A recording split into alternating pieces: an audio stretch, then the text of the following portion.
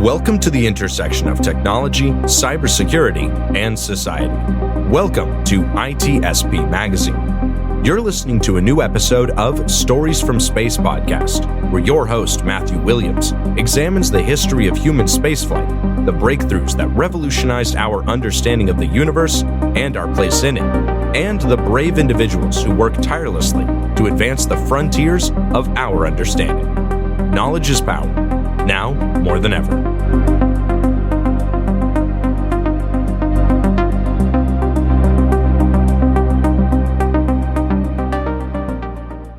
The authors acknowledge that this podcast was recorded on the traditional, unceded lands of the Lekwungen peoples. Hello, and welcome back to Stories from Space. I'm your host, Matt Williams, and today we're going to get back into our series on the Fermi paradox.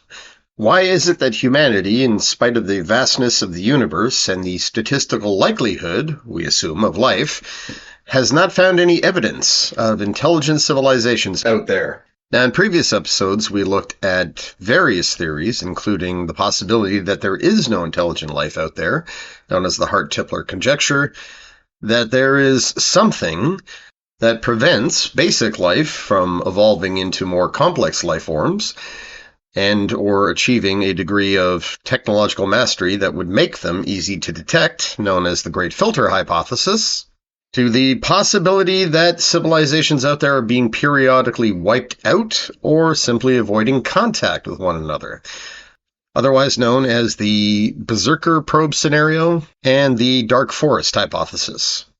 Well, today we're going to explore the Waterworlds Hypothesis. Now, this is not to be confused with the Ocean Worlds Hypothesis, which we will address in a forthcoming episode, so stay tuned for that.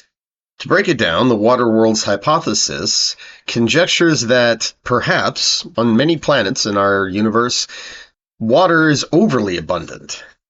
And while this hypothesis was not inspired by the movie Waterworld, released in 1995 and starring Kevin Costner, the name is applicable because the scientific research that has gone into inspiring it does call to mind a lot of the ideas and themes in that movie, that in fact our entire planet could be covered in water, thus making life extremely difficult for the vast majority of life forms here. However, the origin of this hypothesis is largely the product of recent exoplanet discoveries, but it does have foundations that go back several decades.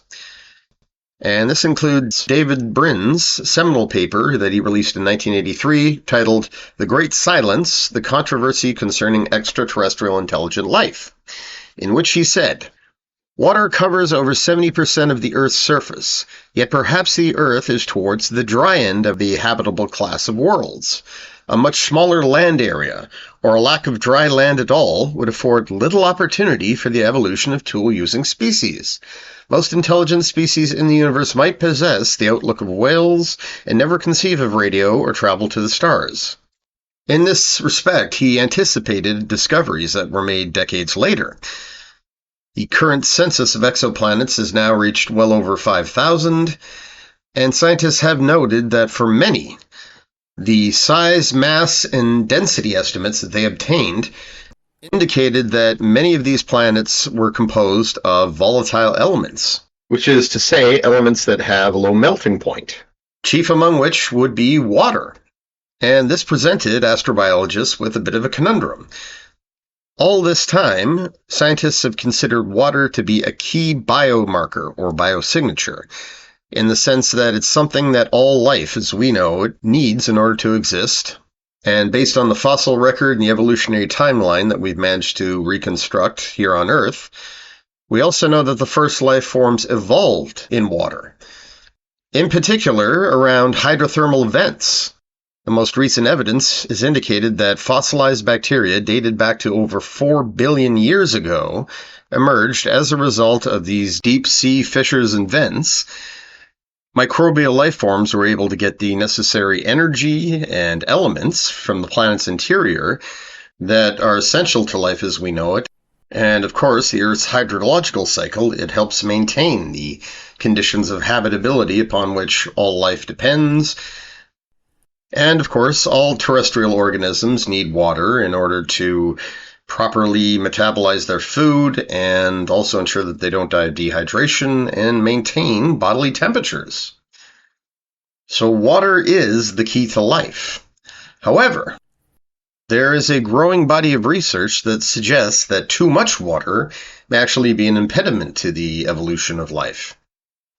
In 2016, the Pale Red Dot team, who actively searched for rocky planets around M-type red dwarf suns, they determined that of the many recent findings, which included Proxima b, assuming that these are, in fact, rocky bodies that don't have a particularly dense atmosphere, they concluded that water likely made up 50% of the planet's mass fraction, which would mean that it is most likely an ocean planet with a frozen icy shell on top. And in addition, a similar study from researchers from the University of Bern, they examined the formation of rocky planets around red dwarf suns, and their results indicated that these planets could range from being 50% to 1.5 times the size of Earth, and that 90% of the cases, water would account for more than 10% of the planet's mass. And consider the fact that on Earth, water only accounts for 0.023% of our total mass. So once again, you've got a Waterworld scenario. And then you have the case of the TRAPPIST-1 planets, which consists of 7 rocky planets orbiting a red dwarf sun, and multiple studies have indicated that it is likely rich in terms of water. And a 2018 study by Arizona State's School of Earth and Space Exploration calculated the water content, and based on their results, they found that these planets could range from 15% of water by mass for those that were closer to the star and therefore drier, while the outermost were likely 50% water by mass. And last but not least, another study conducted in 2018 by a team of researchers from Harvard University. They examined data from the Kepler Space Telescope and the European Space Agency's Sky Observatory to try and come up with an estimate of how common water worlds are. And they did this by creating a model that showed the relation between an exoplanet's mass and radius. And they found that planets that have a radius 2.5 times that of Earth and a mass of about 10 times that of Earth are most likely to be water worlds, where water is roughly 50% of the mass. And so far, the exoplanet census has indicated that 35% of all known exoplanets out there are larger than Earth and up to several times the mass, aka super-Earths, and therefore should be very rich in water. Now, what this would mean for the evolution of life as we know it? Well, the implications could be very significant in that planets like Earth that have the right kind of landmass to ocean ratio are quite rare, thus echoing the rare Earth hypothesis. And for example, in a 2018 study, Harvard professor Abraham Loeb and Dr. Manasavi Lingam, they conducted a series of simulations that examine the role played by oceans and continents in the emergence of life, which is something scientists considered a foregone conclusion, that both are necessary in order for there to be species diversification and evolution. And in the end, they came up with 2 likely scenarios. On the one hand, their calculations indicated that a balance between oceans and land masses is crucial to the emergence of complex biospheres. And furthermore, that planets such as Earth, which has a 3-to-7 landmass to oceans ratio, is probably quite rare in our universe. And so, looking for stars within habitable zones, especially around M-type red dwarfs, which appear to be very, very good at forming rocky planets, as indicated by finds like Proxima b, the TRAPPIST-1 planets, Ross 128b, Luton b, Gliese 667cc, and the list goes on. And these are all planets that are within roughly 40 light years of Earth. So in each of these cases, wherever there is a planet that's several times the mass of Earth, the likelihood that it is a water world is strong. And this would mean that, yes, not only does it lack the crucial balance that some scientists believe is absolutely necessary for life, land masses and oceans coexisting, but it would likely have an effect where the planet would become what's known as an iceball planet. So for those planets that are particularly large and have a large mass fraction of water and are also missing a dense atmosphere, then the outer shell of the planet is likely to be composed of solid ice with an interior ocean floating beneath that. But lower than that, you'd have water that is at such great depths and such great pressures that it would solidify. And so you'd have this big layer of ice between the liquid ocean and the rocky and metallic core, which would mean that there wouldn't be exchange between the core and the ocean itself. Any hydrothermal vents that could exist down at the rocky core would be unable to send their chemicals and their energy and their heat up to where it's needed the most into that ocean. For those planets that do have a dense atmosphere, on the other hand, well, the same problem applies. If their mass fraction of water is high and if they're particularly large, then yeah, once again, you have a layer of solid ice between the rocky and metallic core and the liquid ocean, which is going to make it very difficult for life as we know it to take root. So, of course, one can see how this would be a proposed resolution to the Fermi paradox, and that is that perhaps most rocky planets that you will find out there in the cosmos will in fact be covered in oceans so very deep that life does not have a chance to emerge on the ocean floor, and no continents for life to eventually migrate onto and start diversifying and creating a rich and varied ecosystem. So it is a fascinating theory, and it happens to fit certain facts, and it's backed by research that has come out in recent years thanks to the huge explosion in terms of the number of confirmed exoplanets out there. But there are limitations to it. There are criticisms that are also supported by a great deal of exoplanet research, as well as the fact that the current exoplanet census is limited. For example, of the 5,690 confirmed exoplanets to date, that is to say, as of the recording of this episode, roughly 30% fall into the super-Earth category, whereas 66% fall into either Neptune-like gas giants or Jupiter-like or super-Jupiter exoplanets. Only 203, which works out to about 3.5%, have been confirmed to be Earth-like, in the sense that they are terrestrial and are comparable in size, mass, and density to Earth. And right off the bat, this demonstrates something about our current methods and their limitations.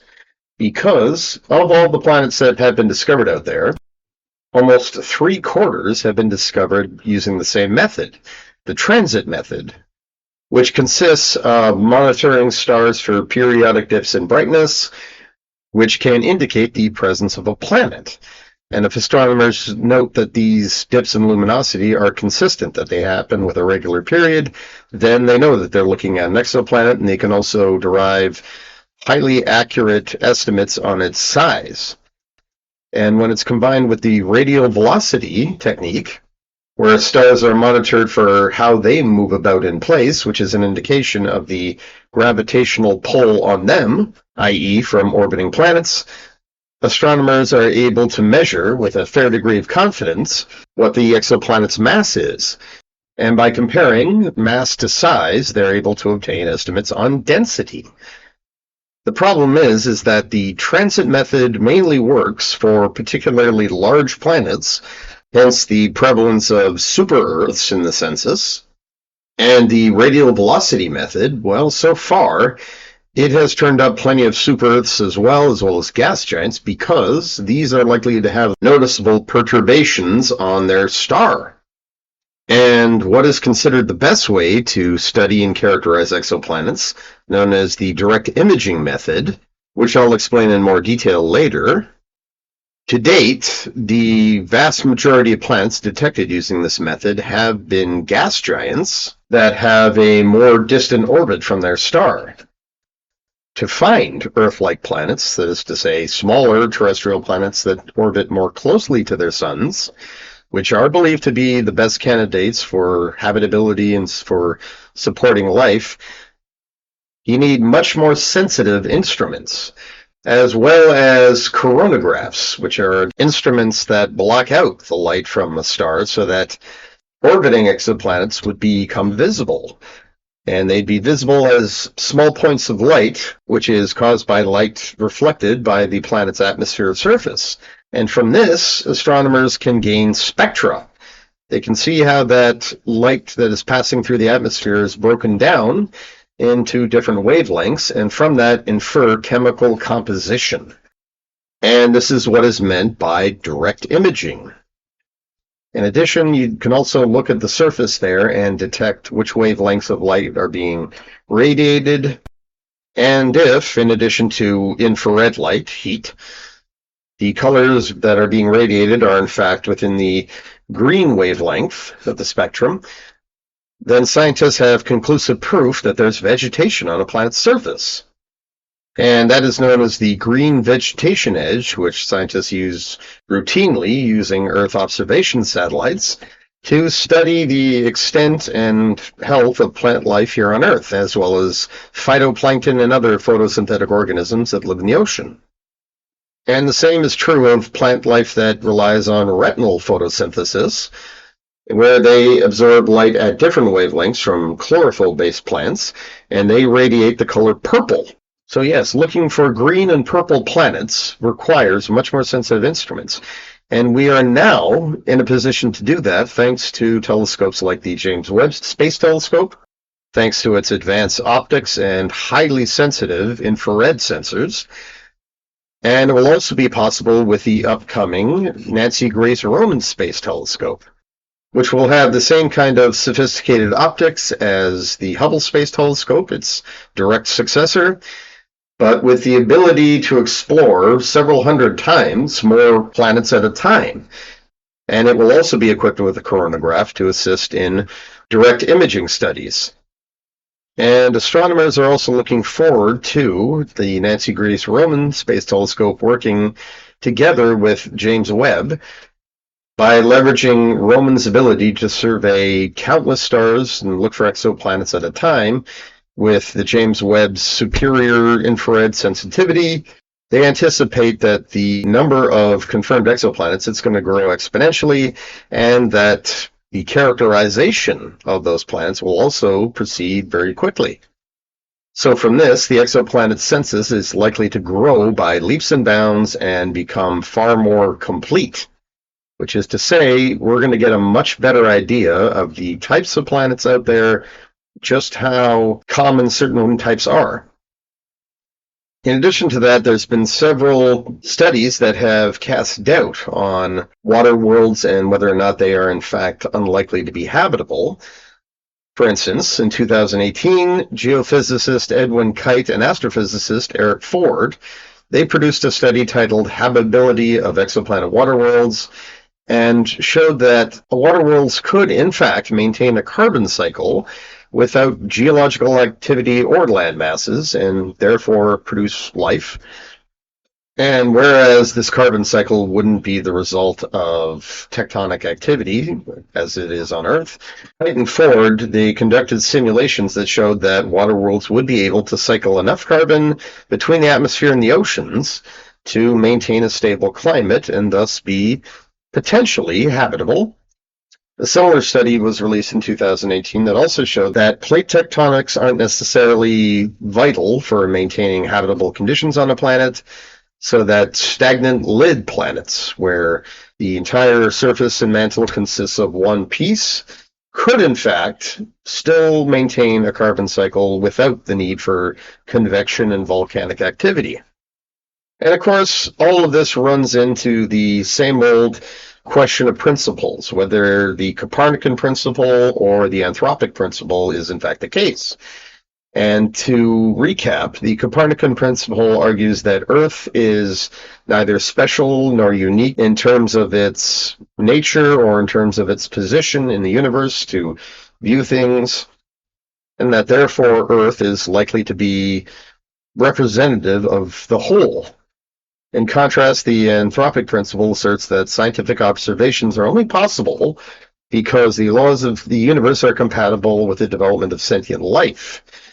And from this, cosmologists who embrace the anthropic principle, they accept that, in fact, humanity and Earth are indeed in a privileged position and are not typical of the norm. And these two principles are, of course, extremely relevant here because they are at the core of the very debate regarding the Fermi paradox. Either Earth and life as we know it is rare or unique, or it is not. And the only way we're really going to be able to address that and the fundamental arguments here that are part of the Waterworlds Hypothesis and every other attempted resolution of the Fermi paradox is to be patient and await the returns of more data and for more exoplanets to be discovered and confirmed and for their characterization to take place. Once we have a better idea of the kinds of planets that are out there and how many of them are truly likely to be habitable and even show indications of being habitable thanks to the aforementioned methods of characterization, only then can we really know if Earth is typical or atypical of the whole. In other words, are Earth-like planets with life that we would recognize, are they statistically significant out there? And if so, what does that say about the odds of us ever making contact with any of them?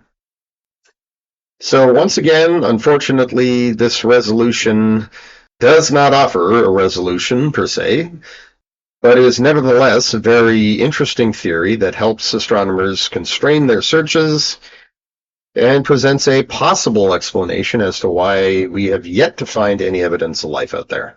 And so we include it here in our ongoing series about the Fermi paradox and the many, many resolutions that have been offered and attempted over the many decades since Fermi first asked the question. And as I mentioned earlier, while this hypothesis is distinct from the ocean worlds hypothesis, which we'll get into next time, it nevertheless has some very interesting commonalities. There's some overlap in it, especially where we were talking about iceball planets with a frozen outer crust and a liquid water interior surrounding a rocky and metallic core. But we must save that for another time because it's a whole other theory and it really deserves its own full treatment. In addition, we will soon have the final episode in our Great Migration series that addresses how human beings may someday live in the trans-Neptunian region, which is to say around Neptune on its largest moon Triton, Pluto, Charon, and other quote-unquote minor planets in the outer solar system and the Kuiper Belt. So stay tuned for all of that. In the meantime, thank you for listening. I'm Matt Williams, and this has been Stories from Space.